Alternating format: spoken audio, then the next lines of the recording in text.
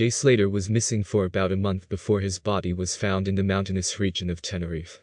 Why did it take so many days to find him? According to police, the location of Jay's body was in an inaccessible place.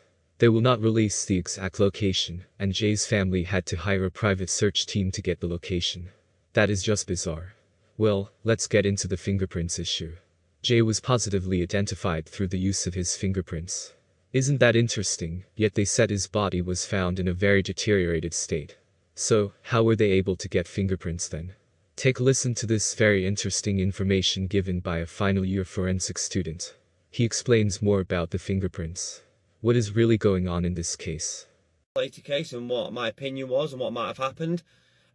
So I've looked at a lot of the comments and I've gone away and I've thought about this, and like in my academic brain I've tried to make sense of it all.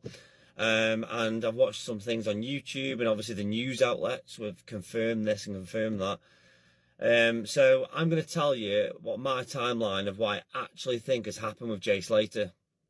Because there are some things that haven't even been mentioned on any of the comments, on any of the YouTube clips, on any of the news outlets, have not even been mentioned. Well, I haven't seen them mentioned anyway.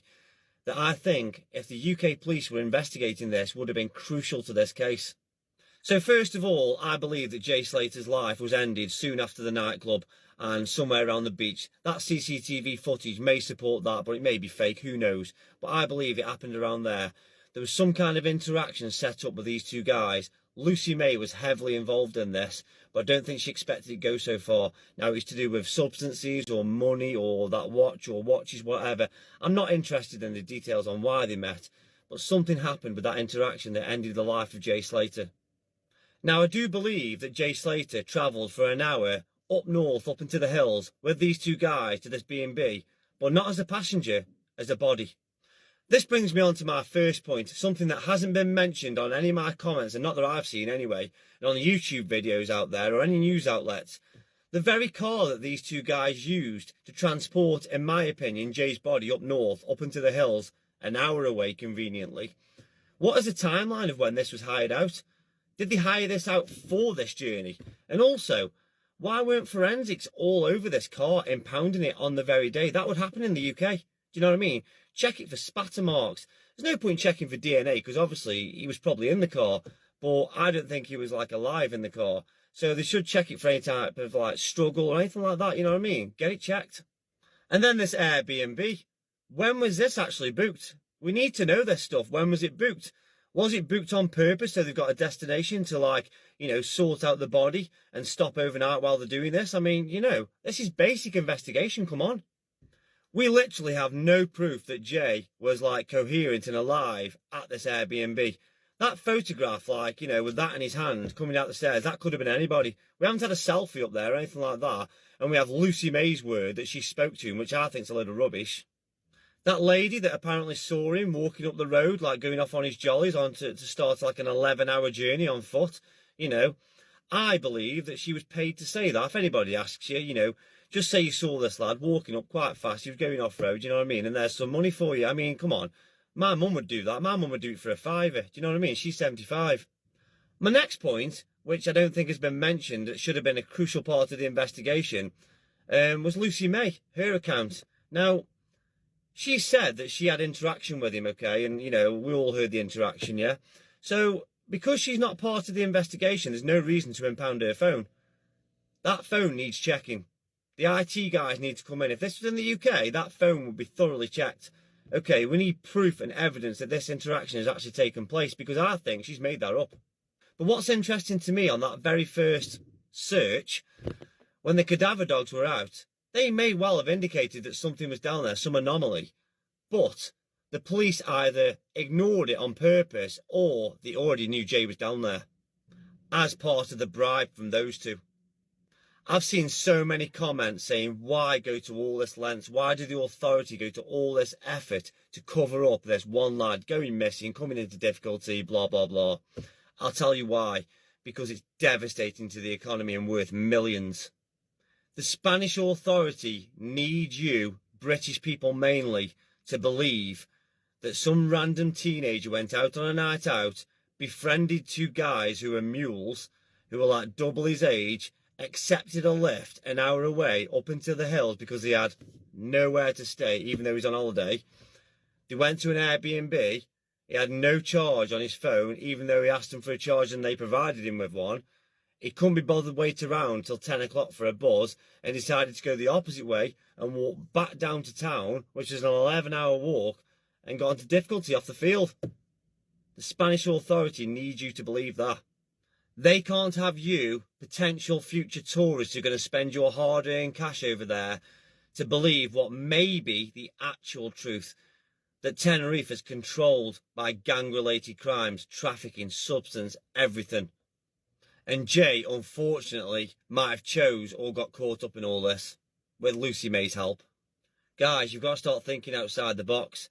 Stop looking at news outlets and YouTube clips that say this has been confirmed and that's been confirmed. Honestly, they've all got agendas. They have, and they've got to protect the tourism industry and the economy. It's vital. Even as high up as the Spanish courts, the authorities, they will all back the Spanish police and whatever they're doing to protect themselves. Kind of makes you wonder, doesn't it, how many people have actually gone missing. And I wouldn't be surprised if some of these ravines in Tenerife are like makeshift graveyards. That Airbnb should have been tented off on the day and forensically examined on the day in a timeline of when it was booked. That hire car should have been impounded on that day and forensically examined in a timeline of when that was booked. Lucy May's mobile phone should have been confiscated and thoroughly examined by IT specialists for everything that comes in and everything that goes out in a timeline. And those two guys should have been arrested and placed into police custody under the police and criminal evidence clock, which is the PACE clock, 72 hours, which will give investigators plenty enough time to sift through their phone with a fine tooth comb. I wonder where their phones pinged that morning. And comments about Jay Slater's fingerprint situation and whether he can be formally identified by his fingerprints with being out there so long. And I'm going to clear it up for you now. Before I start, let me just quickly give you my credentials so you know I'm not just talking like biased rubbish just for the sake of this, okay? So, as most of you know, I'm a final year student at university studying forensic and criminological psychology. And I've also studied forensic archaeology, you know, burial sites, location indicators, all that kind of stuff. But for the purpose of this video, I've also got a university qualification in forensic science and fingerprints. So I do know a little bit about this part of the investigation.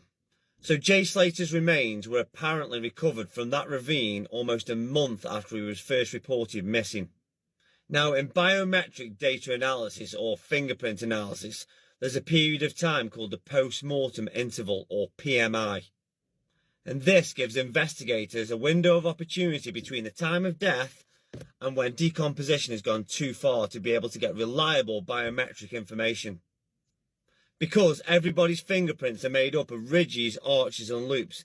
Now when decomposition has gone too far, when that window of opportunity is gone, enough fluid is lost so the pattern changes and you can no longer get a positive ID. Now this window of opportunity varies depending on the climate and the environment. So for a quick example, if an unidentified corpse was found in like say parts of Russia or the Arctic where it's way below freezing, these fingerprints can be preserved for a long time and the PMI window can open up to about 50 days. However, in Jay Slater's case, the longest window of opportunity to be able to obtain useful data from biometrics or fingerprints or the PMI in the warm conditions like it was in Tenerife is up to 4 days. Not weeks, days.